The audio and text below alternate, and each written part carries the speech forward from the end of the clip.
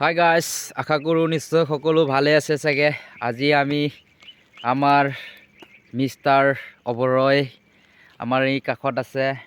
তেওঁৰ পৰা অকণ মই ইণ্টাৰভিউ ল'ম, চেষ্টা কৰিম তেওঁনো কি কৰে, তেওঁ জন্ম লৈ মানে পৃথিৱীত কেনেকৈ দুখ কেনেকৈ সুখ, তো আমাৰ মিষ্টাৰ অবৰয়ৰ পৰা অকণমান জানিবলৈ চেষ্টা কৰিম। মিষ্টাৰ অবৰয়, তুমি অকণমান কৈ দিয়াচোন ৰাইজক, কিমান সুখ পালা?